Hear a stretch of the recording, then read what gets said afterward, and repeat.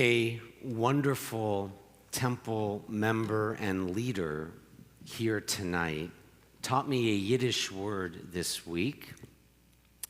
She had read in an article she forwarded to me, the word Zebrokhnkayt means the quality of broken-heartedness that gives strength in healing. Leave it to Yiddish to convey in one word all that. The notion that we each carry our shattered pieces with us.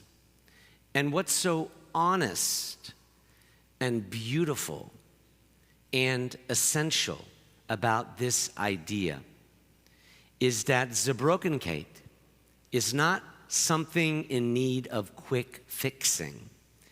It's instead something to be honored and tended to. It means that we're obligated to both honor and tend to the pain all around us, but also, at the same time, to take up the work of healing. One person even turned the word Zebrokhnkayt into a prescription, and I quote, "Let's not be okay. Let's find power in not being okay. Let's honor our brokenness individually and the brokenness of our country and world by finding the collective strength to fight for change." Just what does it mean? The opposing imperatives of honoring the feeling of being shattered while gathering up whatever is left to work harder. And in this article, it speaks of an account in the summer of 1940, during which the Jewish philosopher Hannah Arendt and her husband Heinrich Blücher, they were forced to wait in Montauban, France, after fleeing a Nazi internment camp to receive emergency U.S. exit visas. By the way, only 238 were granted between June and December in 1941. Hannah Arendt got one of them, despite the fact that they were being pursued by actual Nazis and the threat of death. Guess what they did while they were waiting?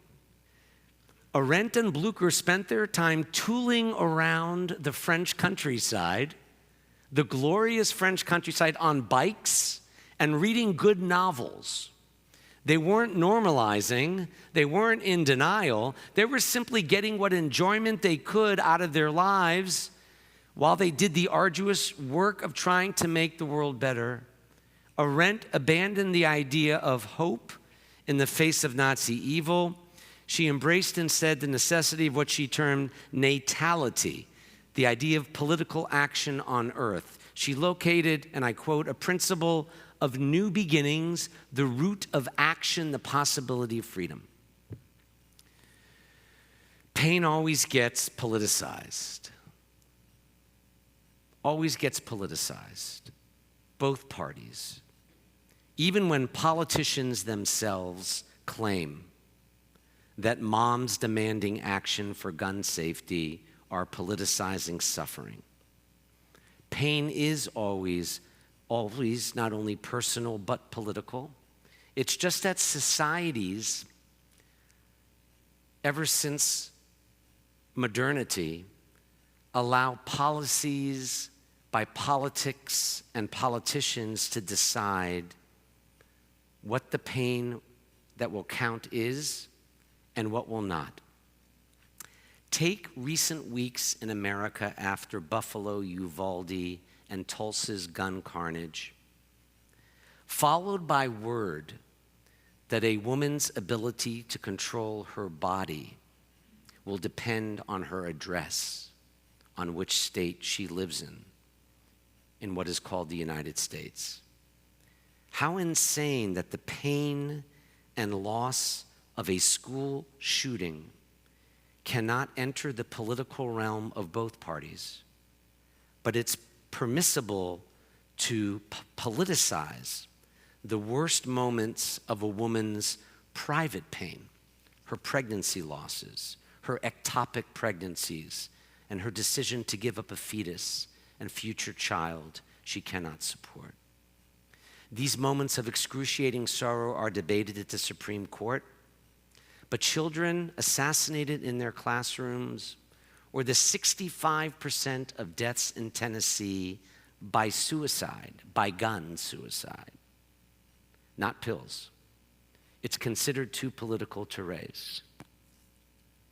We are not the only developed nation in need of funding for mental illness and domestic violence prevention, but we do have 25 times the number of gun deaths relative to every other high-income developed nation. And my gun owner friends agree that we need licenses. 110 deaths by guns every day, and 99% of the total number are not from mass shootings. It's insane. But that Yiddish word Zebrokhnkayt reminds us of the World War II Air Force bombardier Howard Zinn. He wrote in his autobiography, and this is my message to everyone who is so down. He said that to be hopeful in bad times is not foolishly romantic. It's based on the fact that human history is a history not only of cruelty, but also of compassion, sacrifice, courage, kindness. What we choose to emphasize in our own history will determine our lives. If we see only the worst, it destroys our capacity to do something. If we remember those times and places, and there are so many, where people have behaved magnificently, it can give us the energy to act, and at least the possibility of sending this spinning top of a world, at least Memphis, if not the world, in a different direction. And if we do act in however small a way, he says we don't have to wait for some grand utopian future. The future is an infinite succession of presents, TS, and to live now as we think human beings should live, in defiance of all that is bad around us, is itself a marvelous victory. So when I was a younger rabbi, before there was a Chick-fil-A and Walgreens around the corner at Poplar, Massey, some of you may not have known that, there really was a time before there was a Chick-fil-A.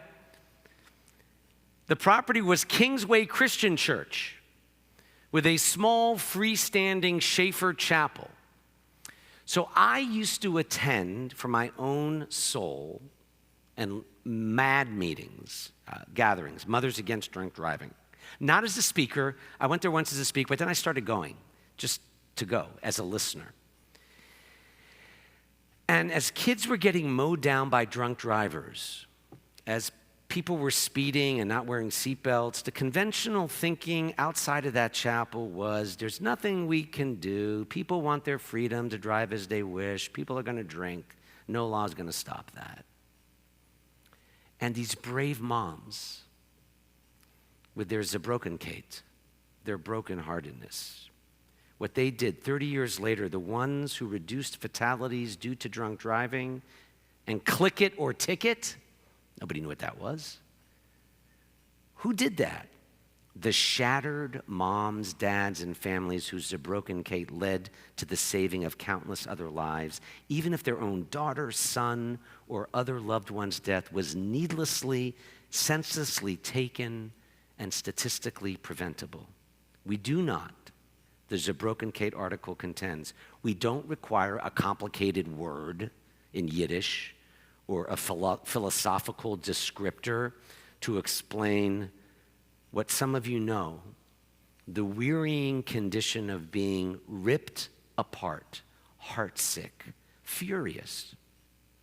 We don't need to be stabilized to the point of near sanity before launching back into the struggle post-COVID to save lives, shattered but still awake, still committed. This is just what life is now. We take care of one another and ourselves to go on to do the work. As the article also says elsewhere, we can still bike, read, plant our gardens, organize, vote, donate, march, be kind. We can call it pain or politics or self-care or maybe Zebrokhnkayt. But the fact remains that the future depends on finding the strength to marry the brokenness of the world with our role as God's partner to help tikkun, fix the world where we are by reducing violence with more than thoughts and prayers. Peace, love, healing, and action begin with us. We are believers in a God of life and maker of creation, all creation, and every act of violence, from what Putin is doing to Ukraine to 110 daily gun deaths in America. Every act of violence destroys a part of God's creation. I want to close with the blessing I offered upon Abby and Kenny earlier, because it relates to what this all leads up to on this Shabbat Naso, containing that "May the Lord bless and keep you" prayer. Each line, there are 3 lines. It's 3, 5, 7. The first blessing, "May God bless you and keep you," is said to be for material well-being.